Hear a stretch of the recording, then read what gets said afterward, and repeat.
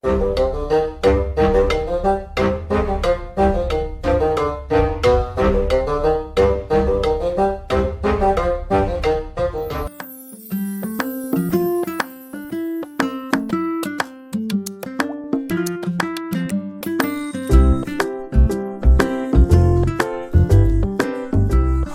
and welcome to your own YouTube channel Space and Time. My name is Sajid and today we are going to learn mutual inductance એટલે કે અન્યોન્ય પ્રેરકત્વ.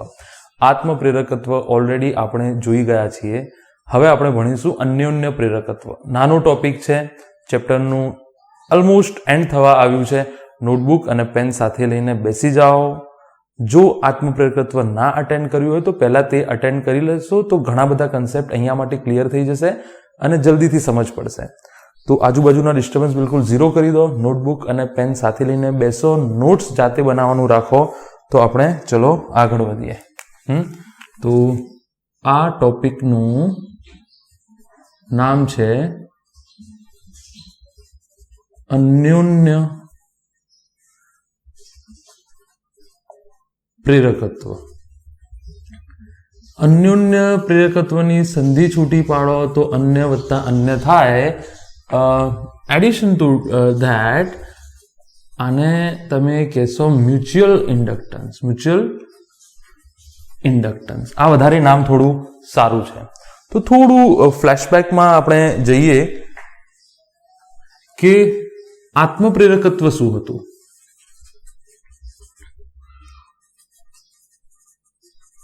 આત્મપ્રેરકત્વ શું હતું અથવા આત્મપ્રેરણ શું હતું, બરાબર? અચ્છા, તો તમે એક ગૂંચળું લેતા હતા, એ ગૂંચળા સાથે એક બેટરી જોડી છે અને એક સ્વિચ રાખી દઈએ. આ સ્વિચ ચાલુ કરતાની સાથે જ અહીંયાથી આઈ પ્રવાહ વહેવાનું ચાલુ થશે, હા કે ના? અચ્છા, આઈ જશે પ્રવાહ, આઈ જશે. અચ્છા, પહેલા પ્રવાહ 0 હતો, હવે આ પ્રવાહ આઈ જેટલો રચાશે અહીંયા, બરાબર? અચ્છા, હવે આ ગૂંચળામાં તમને ઇન્ડક્ટર વિશે બી ખબર છે કે આ જે રચના છે, ગૂંચળું છે, એને આપણે ઇન્ડક્ટર કહીએ છીએ. જ્યાંથી પ્રવાહ એન્ટર થાય એ ધન છેડો, જ્યાંથી પ્રવાહ એક્ઝિટ થાય એ ઋણ છેડો. આમાં આ પ્રકારની સાઇન કન્વેન્શન એટલે કે સંજ્ઞા પદ્ધતિ છે, બરાબર? અચ્છા, હવે અહીંયાથી પ્રવાહ આમ જશે તો હું આમ આંગળી કરું તો પહેલા 0 પ્રવાહ હતો. હવે ધારો કે જો હું પ્રવાહ વધારું, આઈ વધારું, બરાબર? જો આઈ વધારું તો આ દિશામાં ચુંબકીય ક્ષેત્ર જે છે, બરાબર, એ પ્રવાહ પસાર થાય એટલે ચુંબકીય ક્ષેત્ર તો હશે જ, વધારવાની જરૂર નથી. પ્રવાહ પસાર થયો, ગૂંચળામાંથી પ્રવાહ પસાર થાય તો ચુંબકીય ક્ષેત્ર તો છે જ. અચ્છા, હવે આ જે ચુંબકીય ક્ષેત્ર છે બી જેટલું રચાયો છે, આઈમાં જો હું વધારો કરું તો બી વધશે, બી વધશે તો ફાઈ વધશે, હા કે ના? બી વધશે તો ફાઈ વધશે. તો ફાઈ જે છે એ સીધું કોના ઉપર ડિપેન્ડ કરે છે? આઈ ઉપર. અને તમે લખતા હતા ફાઈ બરાબર એલ આઈ. પછી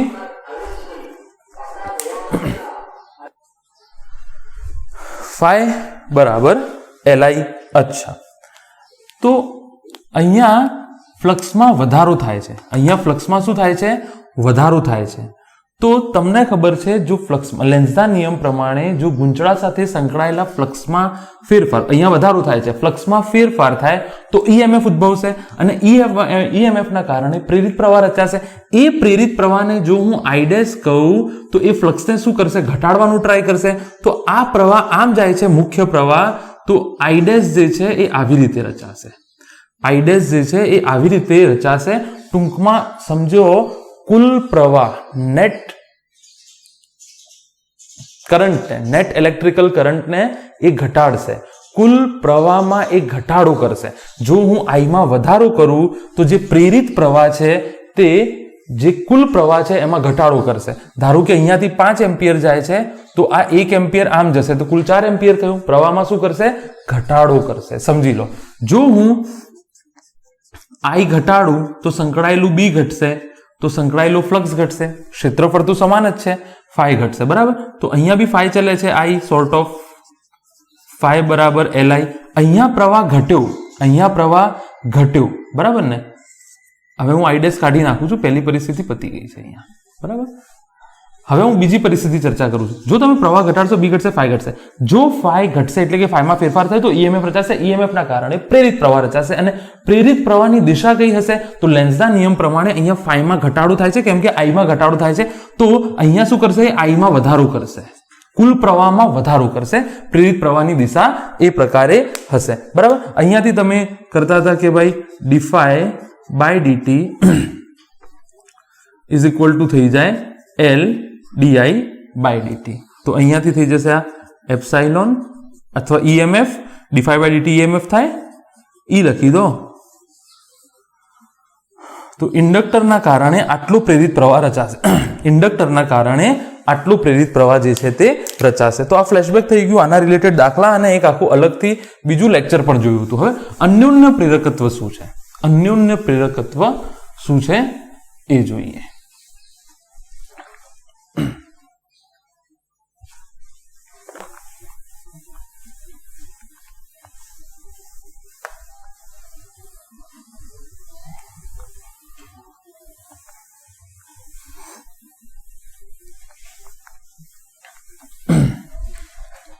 અચ્છા, તો અહીંયા જો હવે અન્યોન્ય પ્રેરકત્વ જોઈએ.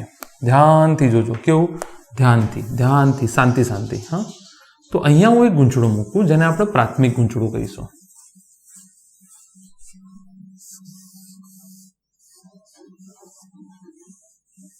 અને અહીંયા મેં એક સ્વિચ મૂકી. અચ્છા, અહીંયા આની નજીક જ એક બીજું ગૂંચળું મૂક્યું મેં, અને આની સાથે મેં ગેલ્વેનોમીટર જોડ્યું. શું કરે છે ગેલ્વેનોમીટર? સૂક્ષ્મ પ્રવાહનું માપન. સૂક્ષ્મ પ્રવાહનું માપન, આ ગેલ્વેનોમીટરનું કામ છે, સૂક્ષ્મ પ્રવાહનું માપન કરવું. અચ્છા, હવે હું શું કરું છું? ધ્યાનથી જોજો. આને હું કહું છું પ્રાથમિક ગૂંચળું, આને હું કહું છું દ્વિતીય કહીએ, સેકન્ડરી કહીએ? પ્રાથમિક, સેકન્ડરી, પ્રાઇમરી, સેકન્ડરી. ચાલો, એના કરતા હું નામ આપી દઉં 1 અને 2. પહેલું ગૂંચળું, બીજું ગૂંચળું, સિમ્પલ. અચ્છા, હવે જો હું અહીંયા સ્વિચ ચાલુ કરું તો અહીંયાથી પ્રવાહનું વહન થશે, હા કે ના? અચ્છા, એક કામ કરું હું, આ વખતે સ્વિચ છે ને, પ્રવાહ આમ જશે, તો એક કામ કરું છું, થોડું તમને ફીલ આવે એટલા માટે આની, આ જો કે એટલું ઇમ્પોર્ટન્ટ નથી કે પ્રવાહનું વહન ક્યાં થાય છે, ઇમ્પોર્ટન્ટ નથી, તો બી તમારા ફીલ માટે, બરાબર. ધન છેડો, ઋણ છેડો. ધારો કે મેં આને સ્વિચ ચાલુ કરી તો આઈ જેટલો પ્રવાહનું વહન થશે, હા કે ના? આઈ જેટલા પ્રવાહનું વહન થશે. તો તમે પ્રવાહની દિશામાં અંગૂઠો રાખો, ગમે તે ચુંબકીય ક્ષેત્ર ગમે તે દિશામાં આવે, ચિંતા કરશો નહીં. તો અહીંયા જુઓ, આ પ્રવાહના કારણે આ ગૂંચળામાંથી આઈ જેટલો પ્રવાહનું વહન થશે, તો આમાંથી શું થશે? ચુંબકીય ક્ષેત્ર રેખાઓ પસાર થશે. એ ચુંબકીય ક્ષેત્ર રેખાઓ એવું થોડું કે અહીંયાની લિમિટમાં જ હોય છે, એ તો 12 બી હોય છે, હાલ સુધી આપણે યુઝ નતા કરતા. હા, અહીંયા 0 હશે, પણ અહીંયા તો હશે ને કશું.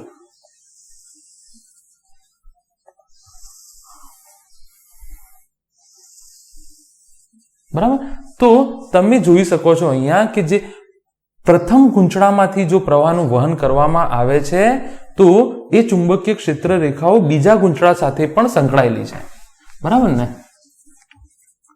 પ્રથમ ગૂંચળામાંથી આઈ જેટલો પ્રવાહ પસાર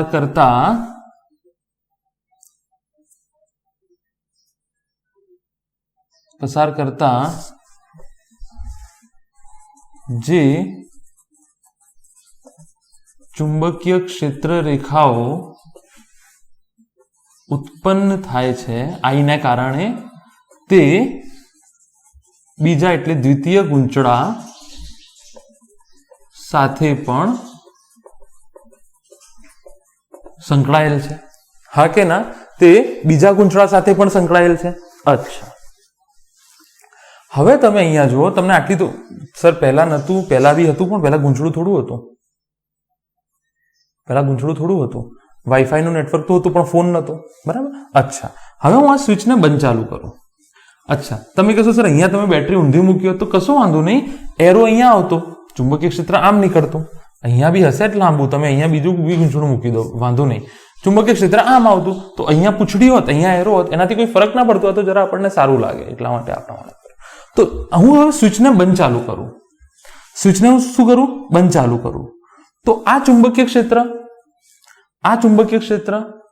હું જો સ્વિચને બંધ ચાલુ કરું તો આ ચુંબકીય ક્ષેત્ર બદલાશે, આ ચુંબકીય ક્ષેત્ર બદલાશે, તો આ ચુંબકીય ક્ષેત્ર બદલાશે, આ ચુંબકીય ક્ષેત્ર બદલાશે, તો આની સાથે સંકળાયેલું ફ્લક્સ બદલાશે, આની સાથે સંકળાયેલું ફ્લક્સ બદલાશે, તો આમાં પ્રવાહ રચાશે, કારણ કે ઈએમએફ ઉત્પન્ન થશે અને ઈએમએફ ના કારણે પ્રવાહ રચાશે.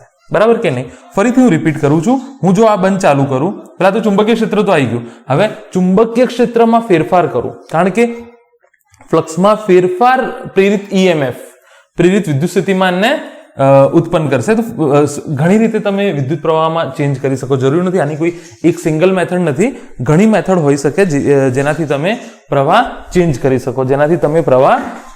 શકો, બરાબર. અહીંયાથી પ્રવાહ આમ આવશે, અહીંયાથી આમ આવશે.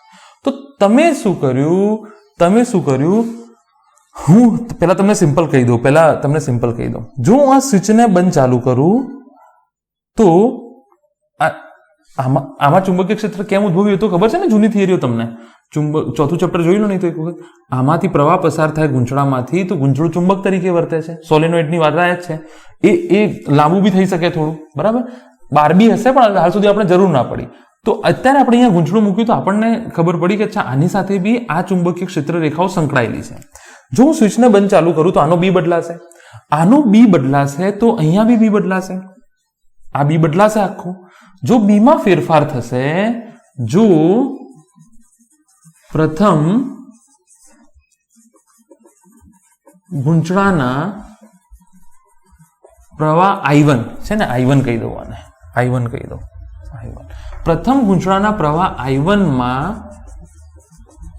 ફેરફાર કરવામાં આવે તો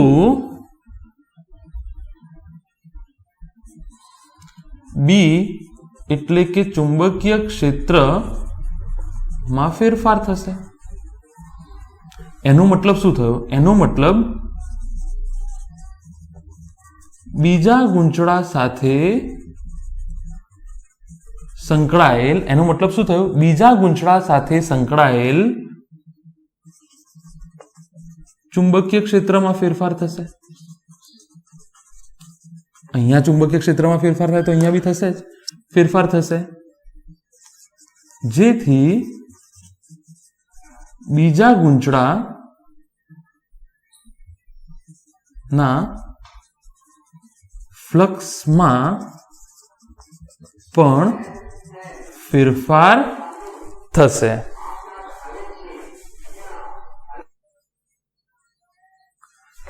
અચ્છા, તો જેથી બીજા ગૂંચળાના ફ્લક્સમાં પણ ફેરફાર થશે, એનો મતલબ હું આવું લખી શકું કે I1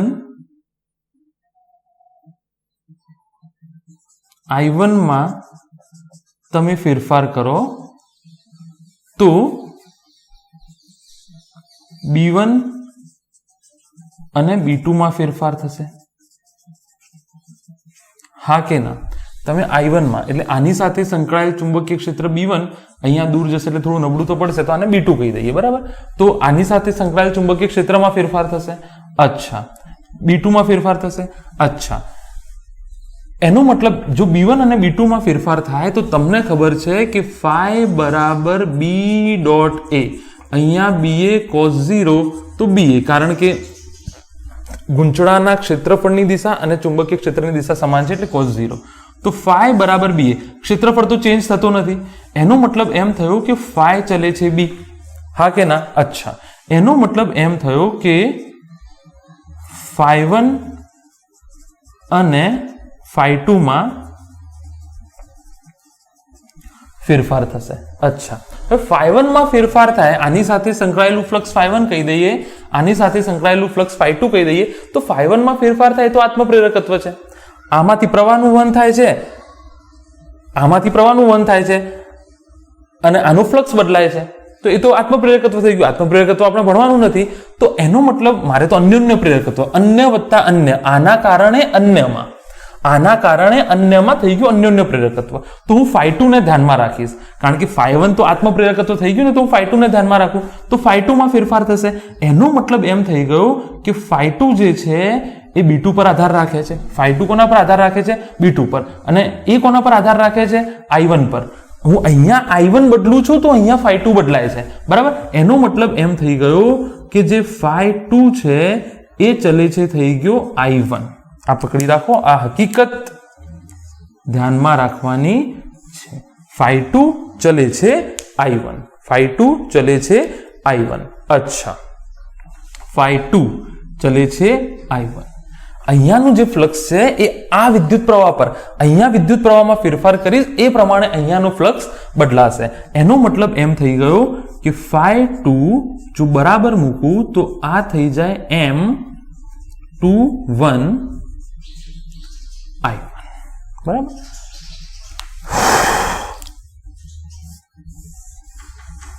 બરાબર.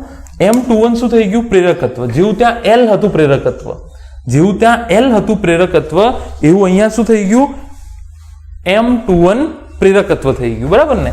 સપ્રમાણતા અચળાંક છે M21, 1 ના કારણે 2, 1 ના કારણે 2. M21 એ પ્રેરકત્વ છે, અન્યોન્ય પ્રેરકત્વ છે એમ બી તમે લખી શકો, અન્યોન્ય પ્રેરકત્વ છે એમ પણ તમે લખી શકો. અચ્છા, ત્યાંથી જુઓ તમે M21 બરાબર થઈ જાય phi2 by I1. M21 બરાબર થઈ જાય phi2 by I1. આ યાદ રાખજો, છોકરાઓ ભૂલ કરે છે, phi by I લખી નાખે છે. કોનો phi કોનો I જોવું પડશે ને બધું, બરાબર. અચ્છા, બીજું તો આનો એકમ શું થઈ જશે? આનો એકમ થઈ જશે વેબર પ્રતિ એમ્પિયર. પારિમાણિક સૂત્ર હોમવર્ક કમેન્ટ કરો. આને આપણે કહીશું હેનરી. એ તો એ જ છે જે પ્રેરકત્વનું હતું, L નું હતું એનું એ જ છે, એમાં તો કોઈ ફેરફાર નથી. એકમ થઈ જશે વેબર પ્રતિ એમ્પિયર અને એને આપણે કહીશું હેનરી. અહીંયાથી એક વ્યાખ્યા તમારી કઈ બનશે M21 ની? અહીંયાથી એક વ્યાખ્યા કઈ બનશે? અહીંયાથી જુઓ તમે, અન્યોન્ય પ્રેરકત્વની વ્યાખ્યા કઈ બનશે કે જો પ્રાથમિક, જો કે આની ડિટેલમાં જવાની જરૂર નથી, આ પૂછાતું નથી. જો પ્રાથમિક ગૂંચળામાંથી 1 એમ્પિયર નું પ્રવાહનું વહન થાય તો બીજા ગૂંચળા સાથે સંકળાયેલ ફ્લક્સને અન્યોન્ય પ્રેરકત્વ કહે છે. તમે જોઈ લો, M21 બરાબર phi2 by I1. જો હું I1 1 એમ્પિયર લઈ લઉં તો M21 કોના જેટલું થઈ જાય? phi2 જેટલો. અચ્છા, M21 બી લખવાની જરૂર નથી, એ બી કહું છું તમને. M21 બી લખવાની જરૂર નથી, એ પણ તમને હું કહું છું. M21 બી લખવાની જરૂર નથી. આ આખું એક તંત્ર છે, પ્રાથમિક ગૂંચળું અને દ્વિતીય ગૂંચળું આખું એક તંત્ર છે, બરાબર. અચ્છા, ચલો આટલું નોંધી લો, આગળ વધીએ.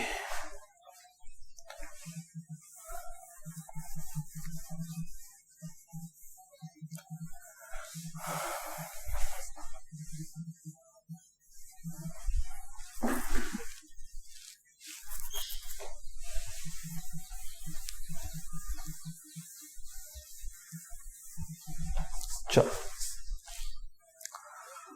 હવે નંબર 3 કયા છે? નંબર 3 ભાઈ, ફ્લક્સમાં ફેરફાર થાય.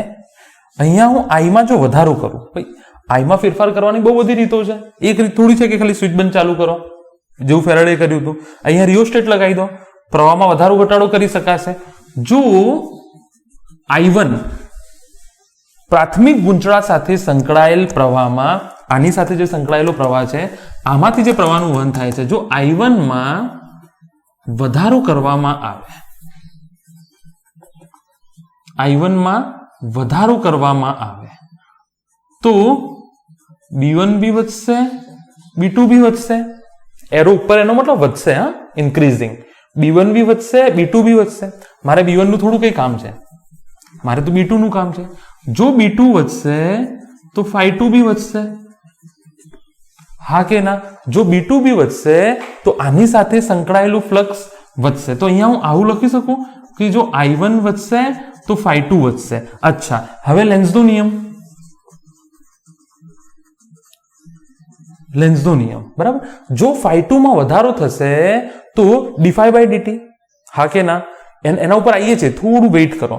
જો phi2 માં વધારો કે ઘટાડો થશે, જો phi2 માં ફેરફાર થશે તો EMF રચાશે, અને જો પ્રેરિત EMF રચાશે, ઇલેક્ટ્રોમોટિવ ફોર્સ, વિદ્યુત ચાલક બળ, તો પ્રેરિત પ્રવાહ રચાશે. તો લેન્ઝના નિયમ પરથી પ્રેરિત પ્રવાહની દિશા કઈ હશે? પ્રેરિત પ્રવાહની દિશા એવી હશે કે જે phi2 ના વધારાનો વિરોધ કરશે. અહીંયા વધારો થાય છે તો તેનો વિરોધ કરશે. લેન્ઝનો નિયમ શું હતો કે ફેરફારનો વિરોધ કરશે. તો અહીંયા વધારો થાય છે તો એ શું કરશે? વધારાનો વિરોધ કરશે. તો લેન્ઝના નિયમ પરથી ગુંચળા બેમાં પ્રેરિત પ્રવાહ, જો I2 એનું નામ આપું તો આની જરૂર ક્યારે નહીં પડે I2 ની, પણ જો પ્રેરિત પ્રવાહ ગુંચળા બેમાં પ્રેરિત પ્રવાહ I2 I1 ની વિરુદ્ધ દિશામાં વહેશે, બરાબર. એટલે જુઓ, આ પ્રવાહ આમ જાય છે તો I2 આમ જશે, જે પ્રેરિત પ્રવાહ હશે એ I2 આમ જશે, બરાબર. ખોટું લખ્યું? બિલકુલ ખોટું લખ્યું, બરાબર ને? આ પ્રેરિત પ્રવાહ આમ જાય છે ને, હા, અહીંયા આપણે કરી નાખીએ, આમ જશે. આને હું I2 કહું તો આ સમાન દિશા નથી, વિરુદ્ધ દિશા છે, પકડી રાખો. અહીંયાથી આમ જાય છે, આ અહીંયાથી આમ જાય છે. વિરુદ્ધ દિશા છે કે નહીં? વિરુદ્ધ દિશા છે કે નહીં? બરાબર. આ બે જોવાના, આ હાથ જોવાનો, આ હાથની સાથે આ હાથ જોવાનો, બરાબર. જો અહીંયા કઈ દિશા છે? અહીંયા પ્રવાહની દિશા કઈ છે? વિષમ ઘડી છે. તો અહીંયા પ્રવાહની દિશા કઈ છે? સમઘડી છે. હવે તો ખબર પડે કે ના પડે? I1 ની વિરુદ્ધ દિશામાં આવે છે લેન્ઝના નિયમ પ્રમાણે. અચ્છા, નંબર 4, જો I2 માં ઘટાડો કરવામાં આવે તો એનો મતલબ phi2 બી ઘટશે. જો I2 I2 પર તો આપણો કંટ્રોલ જ નથી ને, મારો કંટ્રોલ તો ક્યાં છે? I1 ઉપર. જો I1 માં ઘટાડો, કારણ કે અહીંયા ફ્લક્સ કોની સાથે સંકળાયેલું છે? I1 સાથે. phi ચલે છે, phi2 ચલે છે I1, બરાબર. તો અહીંયાનું જે ફ્લક્સ છે એ આની સાથે સંકળાયેલું છે. તો I1 માં ઘટાડો કરીશ તો phi2 માં આની સાથે સંકળાયેલ ફ્લક્સ ઘટશે. ફરીથી કહું છું, જો phi2 માં ઘટાડો કરીશ તો I1 માં ઘટાડો કરીશ તો phi2 ઘટશે. તો અહીંયા લેન્ઝના નિયમ પ્રમાણે જે પ્રેરિત EMF રચાશે, લેન્ઝના નિયમ પ્રમાણે પ્રેરિત EMF રચાશે, અને પ્રેરિત EMF ના કારણે પ્રેરિત પ્રવાહ રચાશે. તો એ પ્રવાહ કઈ દિશામાં હશે? તો લેન્ઝના નિયમ પ્રમાણે પ્રવાહ એવી દિશામાં વહન થશે જેથી phi2 માં વધારો કરે. એનો મતલબ I1 માં વધારો કરે. જો I1 માં તો અહીંયાથી વધારો નહીં કરી શકે ટૂંકમાં. હવે આ કાઢી નાખું કારણ કે આ તો કેસ ચર્ચા થઈ ગઈ છે, ચર્ચા થઈ ગઈ છે. લેન્ઝના નિયમ પ્રમાણે I2 ગુંચળા બેમાં I2 ની દિશા I1 ની જ દિશા હશે, હા કે ના? બરાબર. જે I1 જે દિશામાં, અહીંયા કયું છે? વિષમ ઘડી છે ને, તો અહીંયા બી વિષમ ઘડી દિશામાં જ I2 નું વહન થશે. ફીલ કરવાને, I1 માં ઘટાડો થયો તો phi2 માં ઘટાડો થયો, phi2 માં ઘટાડો થયો તો પ્રેરિત EMF રચાયો, પ્રેરિત EMF રચાયો તો પ્રેરિત પ્રવાહ રચાયો. તો પ્રેરિત પ્રવાહની દિશા લેન્ઝના નિયમ પરથી નક્કી કરો. લેન્ઝનો નિયમ શું કહે છે તમને? કે જો phi2 માં ફેરફારનો વિરોધ કરશે, જો phi2 માં ઘટાડો થયો તો એ phi2 માં વધારાનું કામ કરશે. તો phi2 માં વધારો કેવી રીતે થાય? આ જે દિશામાં પ્રવાહનું વહન થાય છે એ દિશામાં પ્રવાહનું વહન થાય. તો એ તો તમને આવડે જ છે આ બધી વાતો. તો આ વસ્તુ તમારા મગજમાં ક્લિયર થઈ ગઈ. આઈ હોપ આ વસ્તુ તમારા મગજમાં ક્લિયર થઈ ગઈ.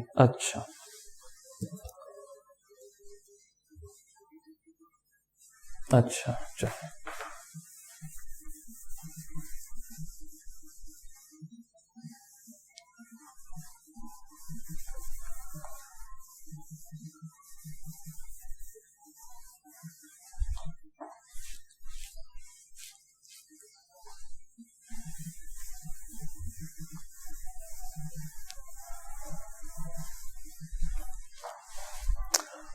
તો અહીંયા જુઓ તમે, અહીંયા જુઓ હવે તમે કે આ હું ફરીથી લખું છું, કારણ કે આ શોધતી વખત તમારે યાદ રાખવું પડશે. કાં તો આવું લખી દઉં ને, ફરીથી તમને યાદ રહી જાય. φ2 આનું ફ્લક્સ આની સાથે સંકળાયેલું છે, બરાબર. φ2 બરાબર થઈ ગયું M21 I1. તમારે M21 યાદ રાખવાની જરૂર નથી, આ તો જસ્ટ લખું છું, બાકી યાદ રાખવાની જરૂર નથી. વનના કારણે બીજાનું પ્રેરકત્વ, વનના કારણે બીજાનું પ્રેરકત્વ યાદ રાખવાની જરૂર નથી. અહીંયા જુઓ તમે, અહીંયા તમે શું લખશો? માની લો એક રિંગ છે, તો એનું ચુંબકીય ક્ષેત્ર ધારો કે બી છે, તો એનું ક્ષેત્રફળ, તો તમે કુલ કેટલું લખશો? કુલ φ ટોટલ બી લખી નાખો ને, φ ટોટલ થઈ જશે નહીં, φ ટોટલ લખી નાખો. જે φ ટોટલ છે I1 સાથે સંકળાયેલું છે ને, φ ટોટલ. તો આ તમને ખબર છે કે આ થઈ જશે N2 B2 A2 બરાબર M21. છોકરાઓ ભૂલ કરે છે એટલા માટે તમને આ લખાઈ દઉં છું. ફ્લક્સ કોનો છે?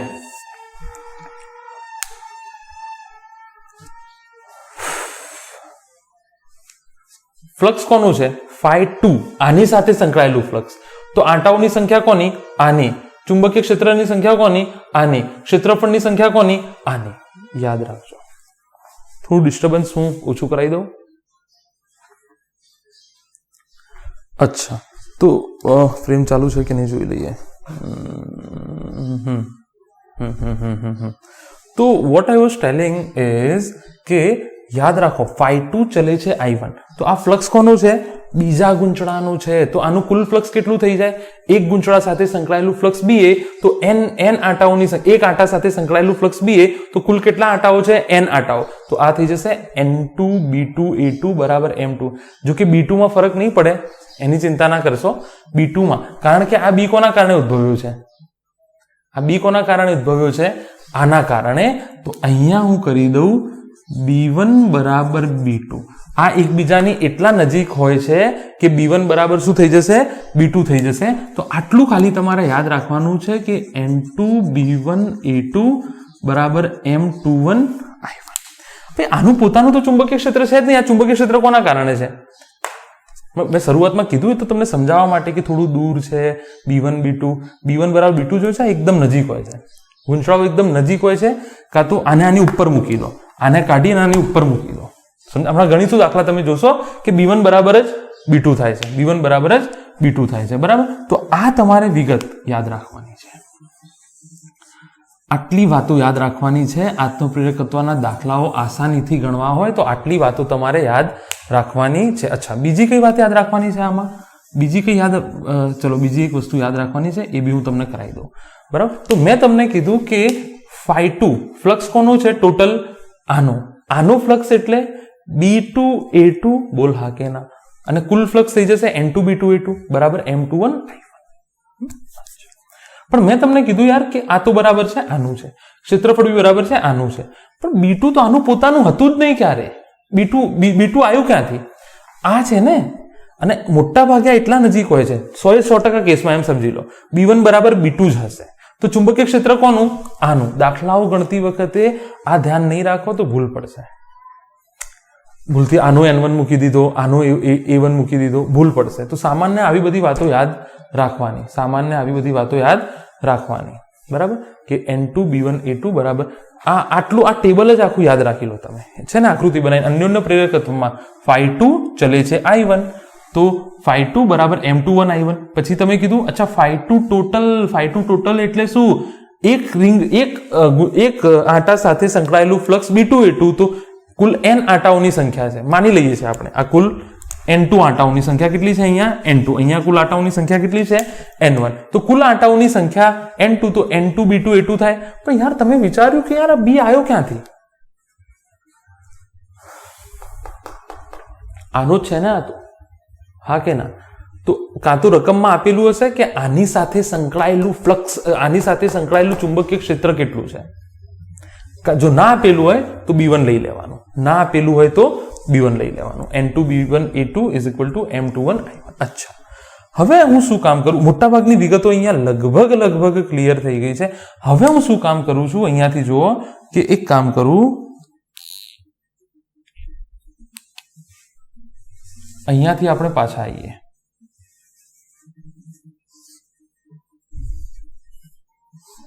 બરાબર.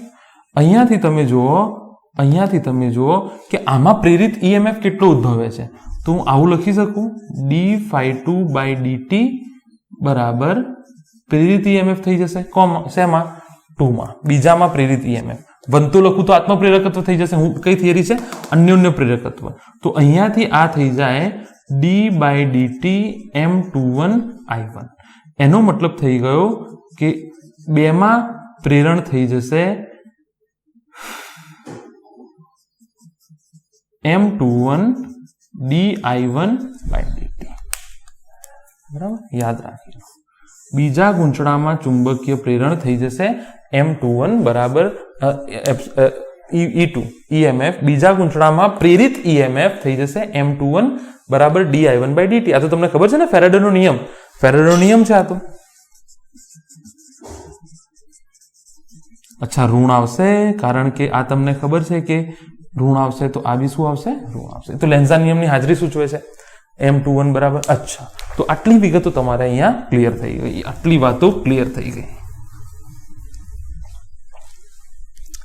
યાર, આનું ચુંબકીય ક્ષેત્ર તમે કન્ફ્યુઝ ના થશો. આનું ચુંબકીય ક્ષેત્ર તો છે જ નહીં ને. એ તો આની સાથે આ સંકળાયેલું છે.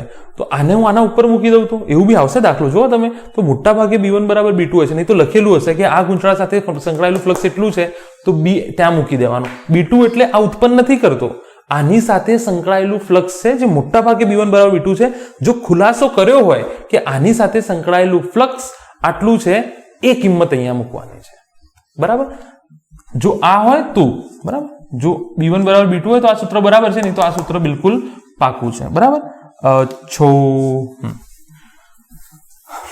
હવે ફેરાડેનો નિયમ તમને ખબર છે d∅2 બરાબર -d∅2 dt થઈ જશે. તો આનું આપણે સંકલન કર્યું ને, ∅2 બરાબર કેટલા છે જો તમે. આનું વિકલન કર્યું મેં. d∅2/dt બરાબર d/dt M21/I. તો આ થઈ જશે this. અચ્છા, અહીંયાથી અન્યનું પ્રેરકત્વની તમે વ્યાખ્યા લખી શકો M21 બરાબર ε2 di1/dt. બરાબર. અચ્છા,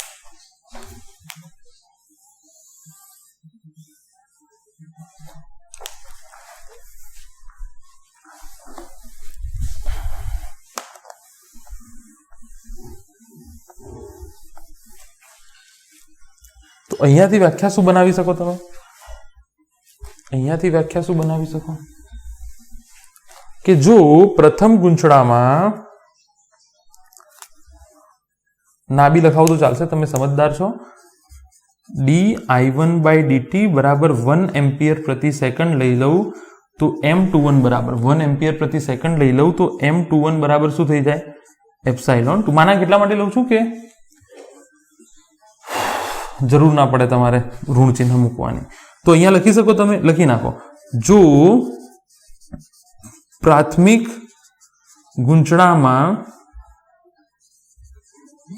વીજ પ્રવાહનો સમય દર એટલે કે સમય સાથે ફેરફાર 1 એમ્પિયર પ્રતિ સેકન્ડ હોય તો બીજા ગૂંચળામાં પ્રેરિત ઈએમએફ ને અન્યોન્ય પ્રેરકત્વ કહે છે. આ વ્યાખ્યા થઈ ગઈ. આની એક વાત ખાલી હવે બાકી રહી ગઈ છે, એ કહી દઉં, એના પછી આપણે 2-3 દાખલા જોઈ લઈએ. એક વાત બાકી, દાખલાઓ તો સિમ્પલ જે પૂછાય છે તો તમે કરી જ લેશો. 2 થોડા અટપટા જેવા છે એ હું કરાવી દઉં છું. તો હું તમને શું કહું છું, હવે માની લો પરિસ્થિતિ મેં ચેન્જ કરી. બરાબર. શું પરિસ્થિતિ ચેન્જ કરી? બેટરી અહીંયા હતી અહીંયા લગાવી દીધી અને અહીંયા ગેલ્વેનોમીટર લગાવી દીધો. બરાબર. I2 થઈ જશે, આ I1 થઈ જશે. હા કે ના? તો આ કેસમાં સૂત્ર શું થઈ જશે? જો ε1 બરાબર, અહીંયા લખું બેટરીની અદલા બદલી કરતા, બેટરીની અદલા બદલી કરતા હવે થઈ જશે એપ્સાઇલોન. આમાં ઉદ્ભવતું ઈએમએફ બરાબર M12 માઇનસ તો આવશે લેન્ઝા નિયમની di2/dt થઈ જશે. કારણ કે હવે શું આવશે આ વખતે કે phi1 જે છે I2 પર ડિપેન્ડ કરે છે. બેટરી અહીંયા લગાવી તો આનો જે ફ્લક્સ છે phi1 એ કોના પર ડિપેન્ડ કરશે? phi2 પર ડિપેન્ડ કરશે. હા કે ના? તો અહીંયા સૂત્ર શું થઈ જશે? જુઓ, N1 B1 A1 બરાબર M12 I1. પણ મજેદાર વાત એ છે કે તમને સવાલ મોટા ભાગે એવો પૂછશે કે અન્યોન્ય પ્રેરકત્વ શોધો, અન્યોન્ય પ્રેરકત્વ શોધો. તો પ્રોબ્લેમ થઈ જશે. પછી પ્રોબ્લેમ તો કશું નહીં થાય. શું મૂકવું, શું ના મૂકવું, કોનું પ્રવાહ મૂકવું, કયા આંટાઓની સંખ્યા મૂકવી એન્ડ સો ઓન. તો યાદ રાખો અહીંયાથી અગત્યની વાત કે M21 બરાબર M12 જ હોય તંત્ર માટે, બદલાય નહીં. પ્રેરકત્વ બદલાશે નહીં. ઓલવેઝ જો કોઈ બે તંત્ર આપ્યા હોય તો તમે આ સૂત્રથી શોધો કે આ સૂત્રથી. બેટરી અહીંયા જોડેલી હોય કે અહીંયા જોડેલી હોય, અન્યોન્ય પ્રેરકત્વ સમાન જ આવશે. કારણ કે આ તો તંત્ર છે ને, આખું તંત્ર છે N1 અને N2 ગુંચળાઓનું બનેલું. તો અહીંયા બેટરી મૂકો, અહીંયા અન્યોન્ય પ્રેરકત્વ શોધો, અહીંયા બેટરી મૂકો, આનું આત્મપ્રેરકત્વ શોધો. બંને શું થશે? સેમ થશે. બંને શું થશે? સેમ થશે. આને કહેવાય થિયરી ઓફ રેસિપ્રોસિટી. શું કહેવાય આને? Theory of reciprocity. સમજાઈ ગયું ને? તમે M12 શોધો કે M21 શોધો, એનાથી કોઈ ફરક પડશે નહીં, જવાબ સેમ આવશે. એટલે એ કોઈ કન્ફ્યુઝનમાં ના રહેતા. કદાચ તમને એવું કહી દે કે ભાઈ, કદાચ એવું કોઈ દાખલો પૂછી દે અટપટો કે તમને કે આનું M21 કે આનું, ગમે તેનું બંનેમાંથી એકનું શોધી નાખો. કારણ કે એમાં ખુલાસો નહીં કર્યો, ખાલી કહેશે અન્યોન્ય પ્રેરકત્વ શોધો. તો બેટરી અહીંયા જોડી હોય તો આનું શોધો, બેટરી અહીંયા જોડી લે તો આનું શોધો. હા કે ના? તો એમાં કન્ફ્યુઝ ના થતા, કારણ કે ઓલવેઝ M21 બરાબર M12. આને નાનો પ્રશ્ન બી પૂછાય છે ગુજકેટ લેવલની પરીક્ષામાં કે શું આવું લખી શકાય? હા, બિલકુલ લખી શકાય. આ તંત્ર માટે, હા, જો બીજું તંત્ર બદલાશે તો એ બે માટે M21 બરાબર M12 થઈ જશે. અહીંયા આ બે માટે M21 બરાબર M12 તંત્ર માટે. તો ઓલવેઝ M21 બરાબર M12. બંનેના અન્યોન્ય પ્રેરકત્વ. અહીંયા બેટરી લગાડો અને ભલે અહીંયા માની લો અહીંયા આંટાઓની સંખ્યા 200 છે, અહીંયા આંટાઓની સંખ્યા માની લો 10 છે, બરાબર. અહીંયા ક્ષેત્રફળ માની લો A2 બરાબર 10 સેન્ટીમીટર સ્ક્વેર છે, અહીંયા A1 બરાબર માની લો 1000 સેન્ટીમીટર સ્ક્વેર છે, 1000 સેન્ટીમીટર સ્ક્વેર. તો પણ અહીંયા બેટરી જોડું અને આનું અન્યોન્ય પ્રેરકત્વ શોધું, અહીંયા બેટરી જોડું અને આનું અન્યોન્ય પ્રેરકત્વ શોધું, સેમ આવશે. કોઈ ફરક નહીં પડે, કોઈ જ ફરક પડશે નહીં. એટલું યાદ તમે રાખી લો. ફરીથી રિપીટ કરું છું કે અહીંયા બેટરી જોડો, આનું પ્રેરકત્વ શોધો, અહીંયા બેટરી જોડો, આનું અન્યનું પ્રેરકત્વ શોધો, સેમ જ આવશે. Irrespective to what settings are given. જે બી સેટિંગ આપ્યા હોય, ઇરરિસ્પેક્ટિવિટીનું ગુજરાતી શું થાય? મતલબ ગુંજરાઓની સંખ્યા, ક્ષેત્રફળ, એ મ્યુચ્યુઅલ ઇન્ડક્ટન્સ આપસમાં કોઈ આધાર રાખતું નથી. બરાબર તો બોલું છું યાર ગુજરાતી, આટલું તો સારું બોલું છું. આનાથી વધારે સારું શું હોય ગુજરાતી? અચ્છા, ટૂંકમાં કહેવાનો મતલબ એ છે. અચ્છા, ચાલુ જ નહોતું કર્યું આપણે, ચાલુ કરી દો આને. અચ્છા, હું તમને એમ કહું છું કે ગમે તેવું સેટિંગ આપ્યું હોય, અહીંયા બેટરી લગાવો, અહીંયા ગેલ્વેનોમીટર લગાવો, આનું અન્યનું પ્રેરકત્વ શોધો, પછી બેટરી અહીંયા લગાવી દો, અહીંયા ગેલ્વેનોમીટર લગાવો, આનું અન્યનું પ્રેરકત્વ શોધો, બંને સેમ આવશે. Irrespective to what settings are given. ગમે તેવું સેટિંગ આપ્યું હોય, સેમ જ આવશે. બરાબર? તો ચલો હવે આગળ વધી જઈએ. તો આઈ હોપ તમને આટલી ખબર પડી ગઈ હશે. ગોખતા નહીં, આ યાદ રાખી લો. ગોખતા નહીં. આ જસ્ટ મેં કેમ લખાયું બેટરીની એટલા બદલી કરતા, જેથી તમને આ ખબર પડે કે ફરક નહીં પડે M12 M21 માં. બરાબર? તો આટલું તમે પ્રોપર યાદ કરી લો. બાકી કશું યાદ કરવાની જરૂર નથી. ગોખતા નહીં, સૂત્ર ના ગોખતા નહીં, તો દાખલો ગણવાની મજા આવશે નહીં, જવાબ બી નહીં આવે કદાચ.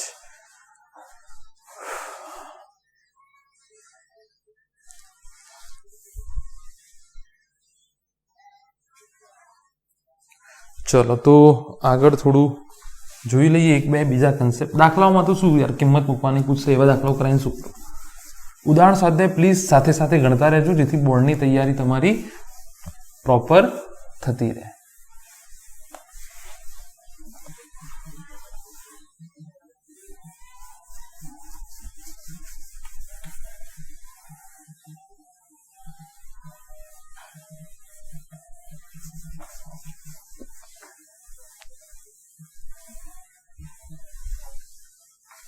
ચાલો શું કે છે આપણને રકમમાં કે છે આકૃતિમાં દર્શાવ્યા પ્રમાણે બે સમકેન્દ્રી રીંગો જેમનું કેન્દ્ર સમાન હોય, સમકેન્દ્રીનો મતલબ શું? જેમનું કેન્દ્ર સમાન હોય. બે સમકેન્દ્રી રીંગો જેમની ત્રિજ્યા R1 અને R2 છે અને R2 જે છે એ લેસ ધેન R1 એટલે કે ખૂબ જ નાની છે. R2 છે આકૃતિમાં દર્શાવ્યા પ્રમાણે બે સમકેન્દ્રી રીંગો જેમની ત્રિજ્યા R1 અને R2 છે તે તંત્ર માટે અન્યોન્ય પ્રેરકત્વ શોધો.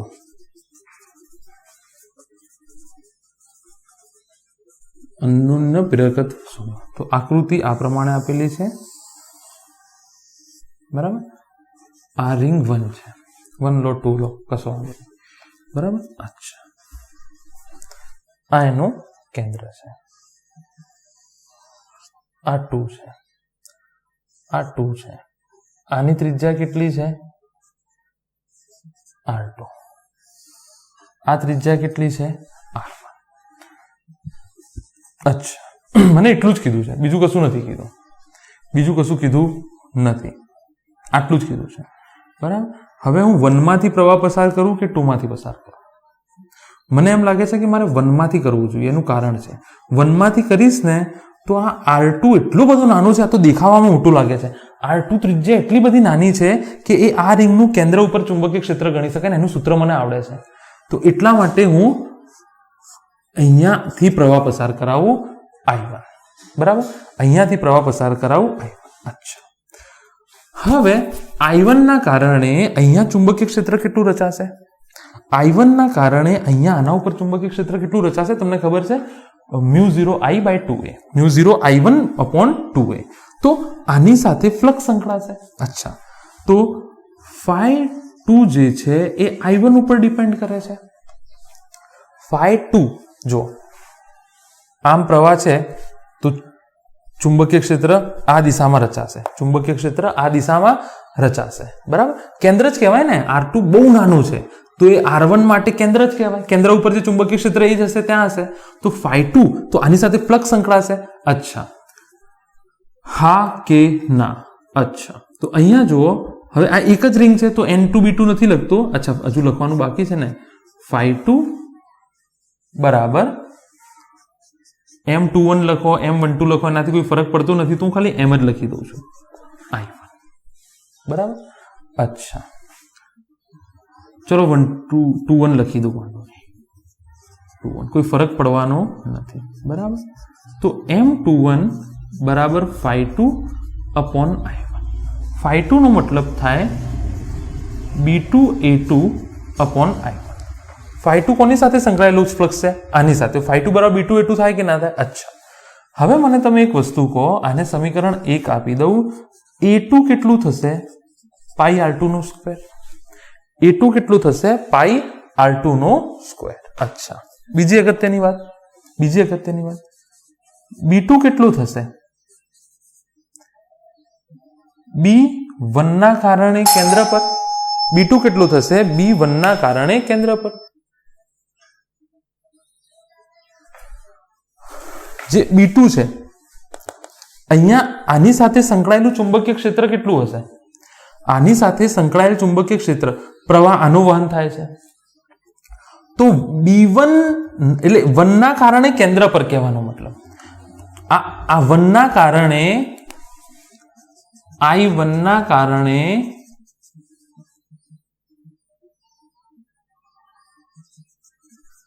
કેન્દ્ર પર ચુંબકીય ક્ષેત્ર. તમને સૂત્ર ખબર છે, μ0I/2a, μ0I/2a તમને ખબર જ છે, બરાબર. એ ત્રિજ્યા, એ શું હતું ત્યાં તમને ખબર છે? ત્રિજ્યા. અને I શું હતું? પ્રવાહ અને μ0 પરમિએબિલિટી, બરાબર. તો હું શું કહું છું, આની સાથે સંકળાયેલું ચુંબકીય ક્ષેત્ર કેટલું છે? હવે અહીંયા શું કહે છે, R2 જે છે એ R1 કરતા ખૂબ જ નાનો છે. એનો મતલબ આના કારણે ચુંબકીય ક્ષેત્ર તો આના કારણે રચાય છે, તો આના કારણે આના કેન્દ્ર ઉપર ચુંબકીય ક્ષેત્ર હશે એ જ હશે. એનો મતલબ μ0 I1, હા કે ના, μ0 I1 upon μ0 2R1, μ0 I1 upon 2R1. Feel થાય છે? અહીંયા તો પ્રવાહ છે જ નહીં, તો બી કોનો છે? બી આના કારણે છે. પહેલા બી તમને કીધું હતું કે તમે લખો છો N2B2A2 પણ આવશે શું N2B1A, કારણ કે બી કોના કારણે રચાય છે? જેમાંથી પ્રવાહ પસાર થાય છે એના કારણે. તમે કહેશો પ્રવાહ કેવી રીતે પસાર થાય? તો હશે યાર બેટરી, કશું આપણું કામ નથી. આપણે તો શોધવાનું છે અન્યનું પ્રેરકત્વ કેટલું થશે, બરાબર. તો આ I1 એના કારણે આ કેન્દ્ર ઉપર ચુંબકીય ક્ષેત્ર કેટલું થશે? B2 બરાબર પ્રવાહ I1 ના કારણે કેન્દ્ર ઉપર રચાતું ચુંબકીય, જે કેન્દ્ર ઉપર હશે એ આમાં ચુંબકીય ક્ષેત્ર નીકળતું હશે, કારણ કે આ બહુ જ નાનું છે, બહુ જ નાનું છે. R2 જે છે બહુ જ નાનું છે, બરાબર. તો કિંમત મૂકી દો, સમીકરણ 2 ની અને 3 ની કિંમત મૂકી દો 1 માં. તો આ થઈ ગયું M21. B2 કેટલો આવ્યો? μ0 I1 2R1. હા, A2 કેટલો છે? પાઈ R2 નો સ્ક્વેર અને છેદમાં I1 તો છે જ, તો I1 કેન્સલ, તો μ0 પાઈ R2 સ્ક્વેર અપોન 2R1. આ થઈ ગયું અન્યોન્ય પ્રેરકત્વ. આ થઈ ગયું μ0 પાઈ R2 સ્ક્વેર બરાબર અપોન 2R1.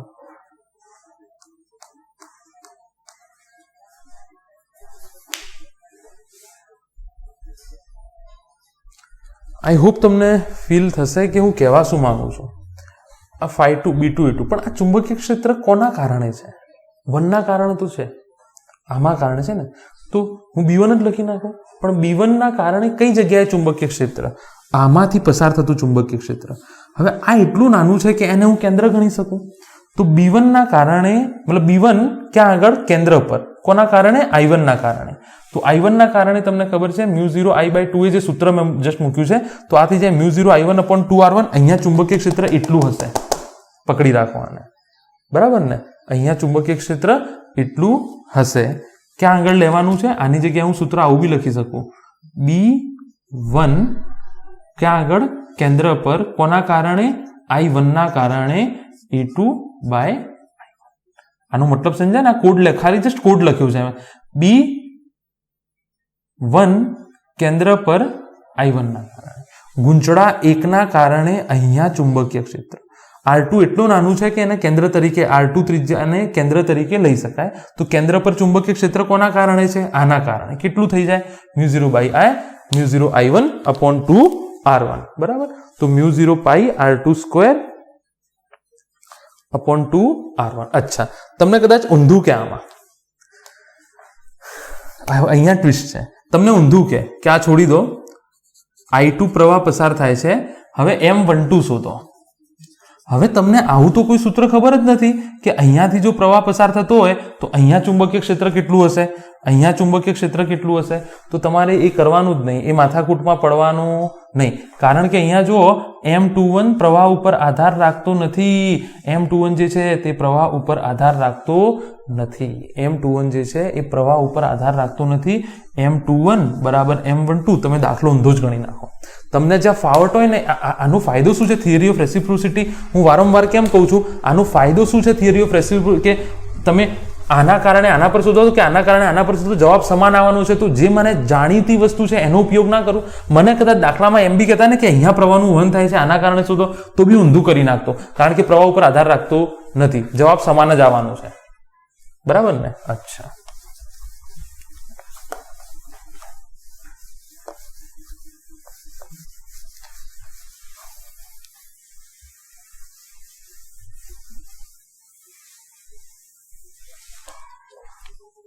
ચાલો હવે શું કહે છે આગળ તમને?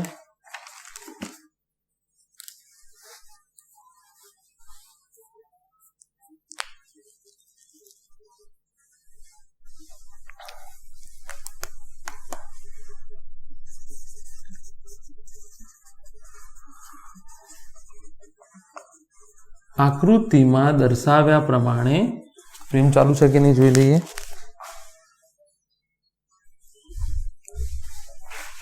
બે લાંબા સોલેનોઇડ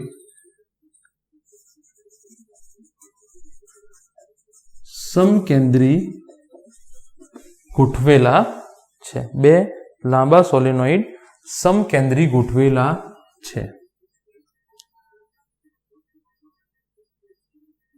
અને બીજું સોલેનોઇડ પ્રથમ, થોડી બનાવું છું રકમ, નહીં તો રકમમાં આટલી ડિટેલિંગ નથી હોતી. બીજું સોલેનોઇડ પ્રથમ સોલેનોઇડની અંદર છે. બીજો ડેટા તમને શું આપ્યો છે કે પ્રથમ સોલેનોઇડ માટે પ્રવાહ I1 છે, આંટાઓની સંખ્યા N1 છે અને ત્રિજ્યા R1 છે. બીજા સોલેનોઇડ માટે એક જ સોલેનોઇડમાં પ્રવાહ હોય, બીજા સોલેનોઇડ તો હશે નહીં. આંટાઓની સંખ્યા N2 અને R2 છે. આંટાઓની સંખ્યા કેટલી છે? N1 N2 છે. બંને સોલેનોઇડ સમાન લંબાઈના છે. તો આકૃતિ બનાવી દઉં અહીંયા.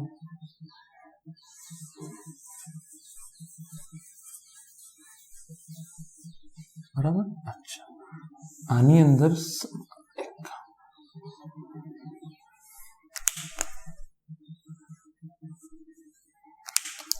અંદર બીજું સોલેનોઇડ મૂકી દઉં. બરાબર. બંનેની લંબાઈ કેવી છે? સમાન છે. બંનેની લંબાઈ કેવી છે? સમાન છે. અચ્છા, માની લો આ નથી આપેલું, આ નથી આપેલું, તો તંત્ર માટે અન્યોન્ય પ્રેરકત્વ શોધો. તો શું કહે છે? તંત્ર માટે અન્યોન્ય પ્રેરકત્વ શોધો. આમાં બી એક શરત માની લો આપેલી છે, નહીં આપેલી વાંધો નહીં, પણ એક શરત મૂકી દઈએ આપણે કે R2 લેસ ધેન R1. જો કે ના મૂકીએ તો બી આમાં ચાલશે, ના મૂકીએ તો બી આમાં ચાલશે. હવે મને એ નથી કીધું કે પ્રવાહનું વહન ક્યાંથી થાય છે, તો હું શું કરીશ? જવાબ સેમ જ આવવાનો છે. તો જો મને આપેલું હોત તો બી હું બહારના સોલેનોઇડના કારણે લઈ લેતો, કારણ કે સોલેનોઇડના કારણે એના અંદરના ભાગમાં ચુંબકીય ક્ષેત્રનું સૂત્ર મને આવડે છે. તો હું એક કામ કરું, ખાલી જસ્ટ તમને બતાડી દઉં કે બેટરી આની સાથે જોડી દીધી અને ગેલ્વેનોમીટર આની સાથે જોડી દીધું. બરાબર. નાના ગૂંચળા સાથે, નાના ગૂંચળા સાથે. તમે ઊંધું કરશો તો બી જવાબ તો સમાન જ આવવાનું છે, પણ મને બહારના ગૂંચળાના કારણે ચુંબકીય ક્ષેત્ર અંદર ખબર છે. અચ્છા, અન્યોન્ય પ્રેરકત્વ શોધવાનું છે. એનો મતલબ એમ થયું કે Φ2 ચલે છે I1. અહીંયા સ્વિચ આપેલી છે, સ્વિચ તમે પાડી દીધી, I1 પ્રવાહનું વહન થયું. બરાબર. આ ગૂંચળું 1 છે, આ ગૂંચળું 2 છે, આ ગૂંચળું 1 છે અને આ ગૂંચળું 2 છે. એની ડિટેલ તમારા જોડે છે. બીજું સોલેનોઇડ અંદરની બાજુએ છે, અંદર છે. બરાબર. અંદર મેં લખી નાખ્યું. બરાબર. અને ઓફકોર્સ R2 R1 કરતા નાનો છે, એટલે તમને ખબર પડે પેલું ગૂંચળું અંદર છે. તો Φ2 જે છે I1 થઈ જશે. એનો મતલબ Φ2 બરાબર M21 I1. હા કે ના? અચ્છા, અચ્છા. હવે અહીંયા ધ્યાન આપો, અહીંયા ધ્યાન આપો. આ Φ2 જે છે એ Φ2 ટોટલ છે કે નહીં? પેલામાં તો એક રિંગ હતી, તો એક રિંગ સાથે સંકળાયેલ ફ્લક્સ ફાઈ, તો ટોટલ ફ્લક્સ કેટલું થઈ જાય? N5 થઈ જશે. તો અહીંયા એક રિંગ સાથે સંકળાયેલ ફ્લક્સ BA, તો N ગૂંચળા સાથે, તો આ થઈ જાય N2 B2 A2 M21 I1. N2 B2 M21 A1. પણ મેં તમને શું કીધું હતું? આ B2 જોડે ચુંબકીય ક્ષેત્ર આવ્યું ક્યાંથી? કોના કારણે? 1 ના કારણે તો છે. તો આ શું થઈ જશે? B1 A2 M. દાખલા ગણતી વખતે બી તમે છે ને આ સ્ટેપ ફોલો કરજો, તો તમને અહીંયા પ્રશ્ન થશે કે યાર B2 તો આની જોડે B2 આવ્યો ક્યાંથી? ચુંબકીય ક્ષેત્ર કોના કારણે આવ્યું? I1 ના કારણે. B2 નું જે ચુંબકીય ક્ષેત્ર છે એ તો I1 પર ડિપેન્ડ કરે છે ને. Φ2 જો I1 પર ડિપેન્ડ કરતું હોય તો B2 કોના ઉપર ડિપેન્ડ કરે? જો Φ2 બરાબર B2 A2. A2 તો અચળ છે. બરાબર. A2 તો શું છે? अरे यार अहींया जो phi2 कोना ઉપર આધાર રાખે છે b2 પર અને phi2 કોના પર આધાર રાખે છે i1 પર તો b2 કોના પર આધાર રાખે છે i1 પર આધાર રાખે છે i1 ના કારણે જે ચુંબકીય ક્ષેત્ર રચાય છે તે તો n2 b1 a2 બરાબર m21 i1 અચ્છા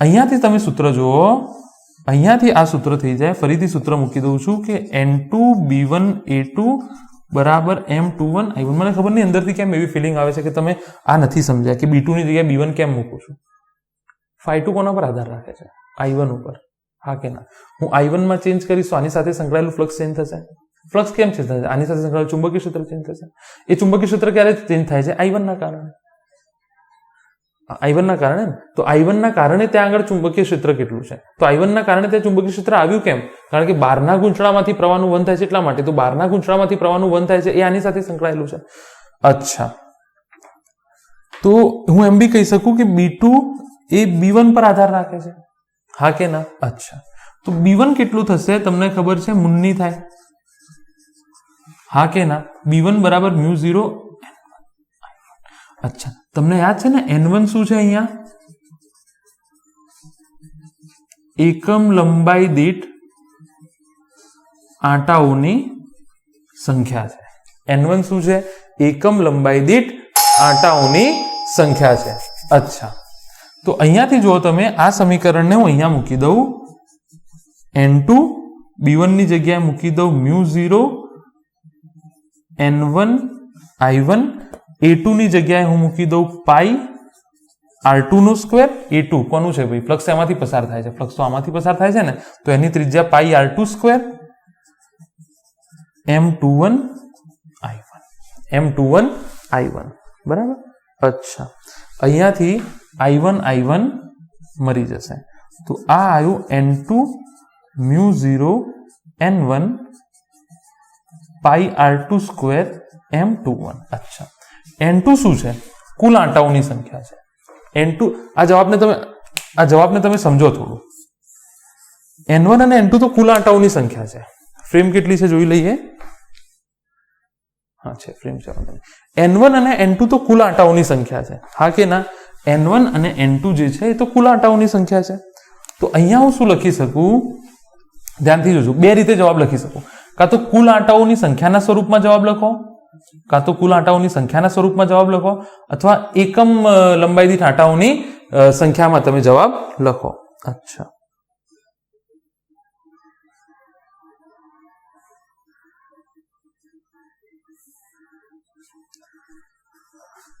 તો અહીંયા જુઓ તમે આવું લખી શકો કે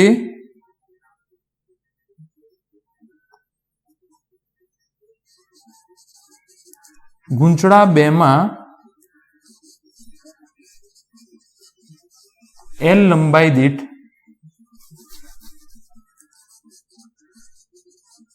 લંબાઈ દીઠ આંટાઓની સંખ્યા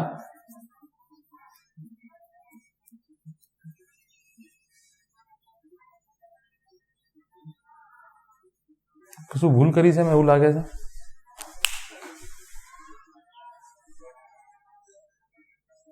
અચ્છા L લંબાઈ દીઠ આંટાઓની સંખ્યા કેટલી છે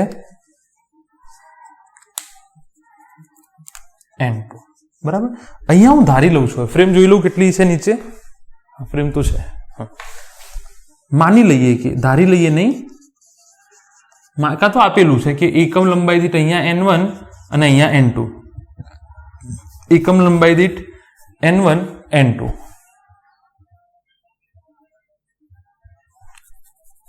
તો આવું લખી શકું ધારો કે એકમ લંબાઈ દીઠ જે છે તમને આપેલું છે એકમ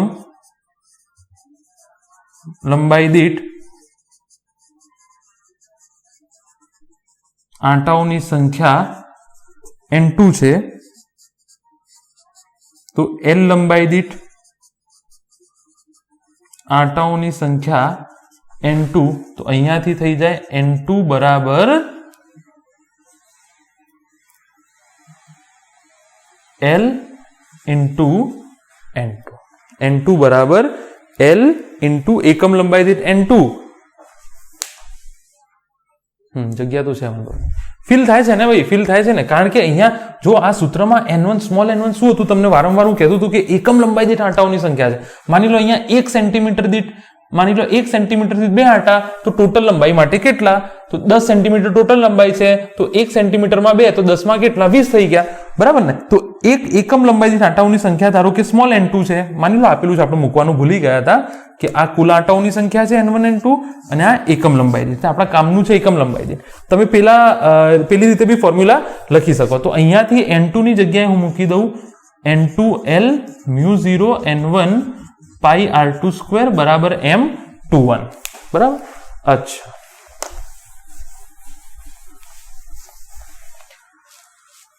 તો અહીંયાથી આ સૂત્ર થઈ જશે μ0 n1 n2 l પાઈ r2 સ્ક્વેર બરાબર m21.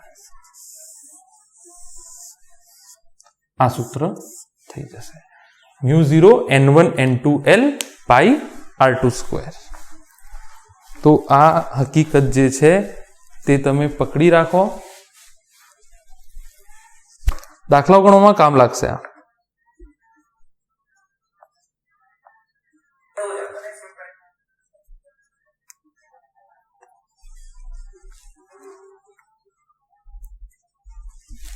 અચ્છા, તો μ0 n1 n2, અચ્છા, આને પેલા સ્વરૂપમાં બી તમે લખી શકો કે એકમ લંબાઈ દીઠ n1, તો l લંબાઈ દીઠ,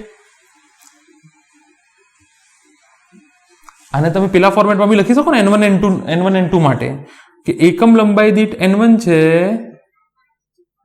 તો l લંબાઈ દીઠ n2, બરાબર. ઊંધું બી લખી શકો તમે કે l લંબાઈ દીઠ n2 તો એકમ લંબાઈ દીઠ n1, તો ત્યાં થઈ જશે n1 n2 પાઈ r2 સ્ક્વેર અપોન l. ચલો એ લખતા નથી અત્યારે, હાલ લખવું નથી, કારણ કે n1 n2 તમે આ સૂત્રમાં યાદ રાખજો, n1 n2 આ સૂત્રમાં યાદ રાખજો કે શું છે, આ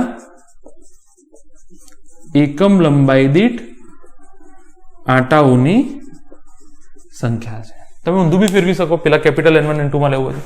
અચ્છા, જો તમે ભૂલથી જો અહીંયા બેટરી જોડી દેતા અને અહીંયા ગેલ્વેનોમીટર મૂકો, એટલે કે નાનાના કારણે મોટામાં, તો બહુ પ્રોબ્લેમ થઈ જતો, કારણ કે આપણને આના કારણે બહાર ચુંબકીય ક્ષેત્ર ખબર નથી, જવાબ સેમ આવતો. તો તમને જો કદાચ પૂછે બી તો બી જવાબ તો સેમ જ આવવાનો છે, m21 બરાબર m12, મૂકવાની જરૂર નથી. તો અહીંયા લેક્ચર પૂરું કરીએ છીએ. આના પછી છેલ્લું લેક્ચર આવશે તમારું એસી જનરેટર, બરાબર, ઓલ્ટરનેટિંગ કરંટ જનરેટર.